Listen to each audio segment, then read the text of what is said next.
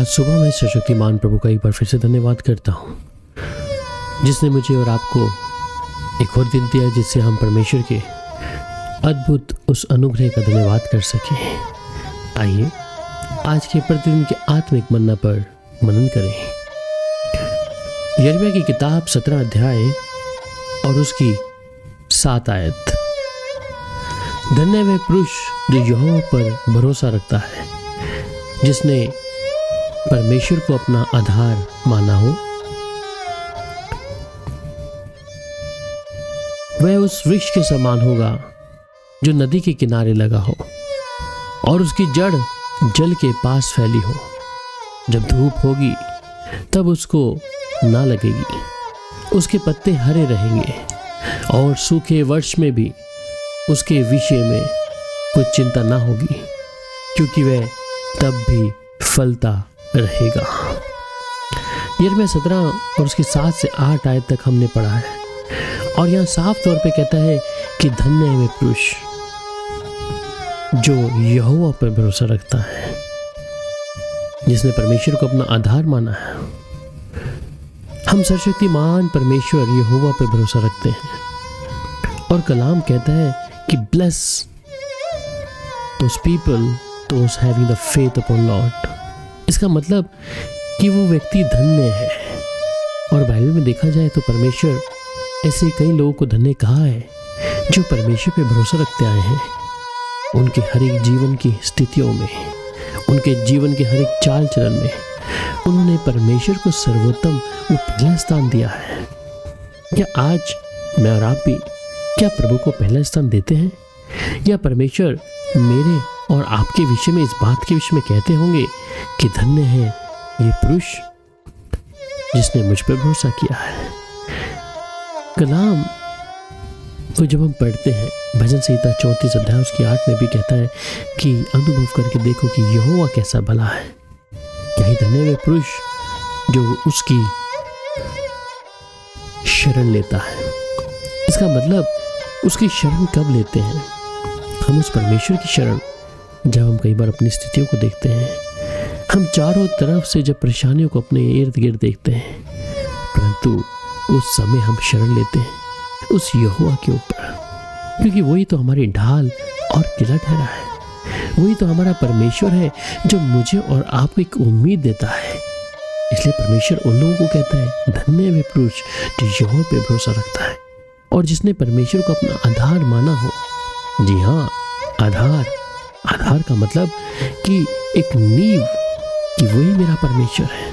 इसलिए उसकी 8वीं आयत में जब हम पढ़ते हैं और वहां पर भी इस प्रकार कहते हैं कि वह उस वृक्ष के समान होगा जो नदी के किनारे लगा हो। आपको मालूम है जब एक वृक्ष एक नदी के किनारे लगा हो, वो किस प्रकार उस नदी के भाव को वर्षा के समय, तूफान के समय या किसी प्रकार के ऐसे उतार चढ़ाव में उस वृक्ष को देखते हैं कि वो अपनी जड़ को पकड़े हैं।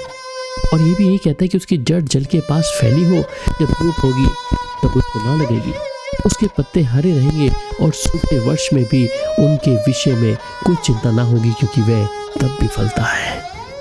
ये उस वृक्ष के समान का उदाहरण जिसे हम पढ़ते हैं, इसे हम देखते हैं अपने जीवन में भी कि परमेश्वर ने हमें ब्लेस किया है, हमें आशीषित किया है, पर उसके साथ में आज हर एक व्यक्ति के जीवन में कहीं ना कहीं उलझन है, कहीं ना कहीं तकलीफें हैं, कहीं ना कहीं वो चिंता का पहाड़ जीवन में बना हुआ है। परंतु परमेश्वर कहते हैं कि वह उस वृक्ष के समान होगा जो नदी के किनारे लगा है। नदी के किनारे का मतलब कि पानी का बहाव बहुत तेज है, फिर भी वो अपनी जड़ को पकड़ा हुआ है। आपके जीवन में भी ऐसी तंगी, मुसीबत या निराशाओं के रूप में भी कई स्थितियों में है, परंतु जब आपने यहोवा पर भरोसा रखा, आपको मालूम है कि मेरा परमेश्वर मुझको, मेरे हाथों को मजबूत करेगा और उस समय धूप भी होगी उसको ना लगेगी, क्योंकि भरोसा जीवित परमेश्वर के ऊपर है। उसके पत्ते हरे रहेंगे, वो किसी धूप से, किसी गर्मी से उसके पत्ते सूखेंगे नहीं, क्योंकि जड़ है मजबूत है, जड़ की जो सप्लाई है वो मजबूत है। उसी प्रकार आप भी उन पत्तों के समान हरे रहेंगे और सूखे वर्ष में भी उनके विषय में कुछ चिंता ना होगी, क्योंकि वह तब भी फलता है।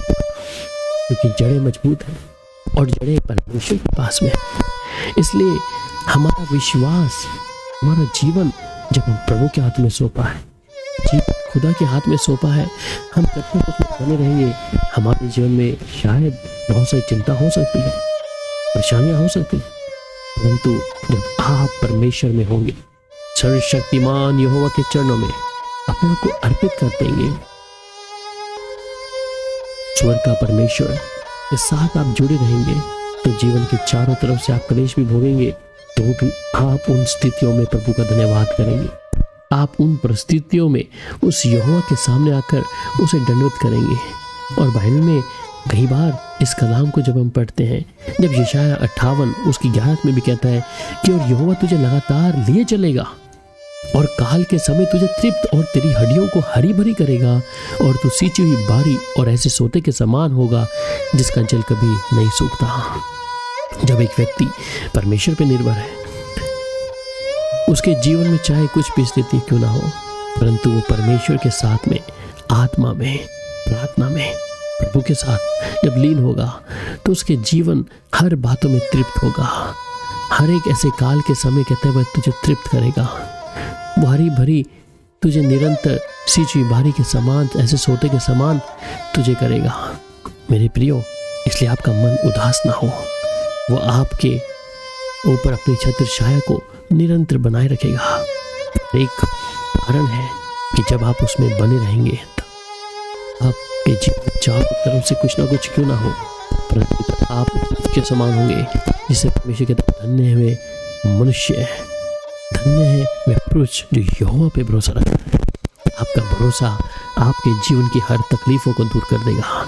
आपका भरोसा परमेश्वर की मौजूदगी में आने से हर एक ऐसी बीमारियों को, उस जीवन में आई चिंता के पहाड़ को, या ऐसा पहाड़ जो आपसे दूर हट ही नहीं रहा, उससे परमेश्वर पे भरोसा करने से आप नजात पा जाएंगे। इसलिए अपनी यहोवा के सामने झुककर उसका धन्यवाद करें। आइए प्रार्थना करें। सर्वशक्तिमान यहोवा परमेश्वर, हम आपका धन्यवाद करते हैं। आज सुबह के समय प्रभु जी, आप हमें मौका दिया कि हम धन्यवाद के साथ आपके चरणों में आए, शुक्रगुजारी करें, जिससे अपने यहोवा का धन्यवाद करके उसकी देवड़ी में आकर हम सीखें उस यहोवा पे भरोसा करना, क्योंकि वही यहोवा परमेश्वर है जो हमारी चिंता और ध्यान करता है। आज सुबह के समय प्रभु जी, जो लोग उस वृक्ष के समान हैं प्रभु जी, जिनकी जड़ फैली हुई है आपके पास प्रभु, धूप काल में उनको कोई भी ऐसी हानि नहीं होती, उनके पत्ते हरे रहते हैं, वे सूखे वर्ष में भी उनके विषय में कोई चिंता नहीं होती, क्योंकि वे फलता रहेगा। इसी समान प्रभु, अगर ऐसा कोई प्रिय भाई या बहन अपने जीवन में कुछ स्थितियों को देख रहे हैं और आपसे आपका मन दूर है, तो इसी समय प्रभु के पास आ जाए और अपने मन को प्रभु पे भरोसा करना सिखाएं। तभी परमेश्वर आज आपको हरा भरा करेगा। आपकी ऐसी स्थिति में जो अपने इर्द गिर्द में देख रहे हैं, आज प्रभु छुटकारा देगा। इसलिए वो आशीषों का परमेश्वर है, आपको भी आशीष देगा। प्यारे पिता, आपका धन्यवाद आज की प्रार्थना को, आज के कलाम को देने के लिए मदद किया। आपका वचन आपके लोगों को सुनने वाले कानों को प्रभु आशीषित करे। आपका धन्यवाद प्रभु यीशु के मधुर नाम में, आमीन।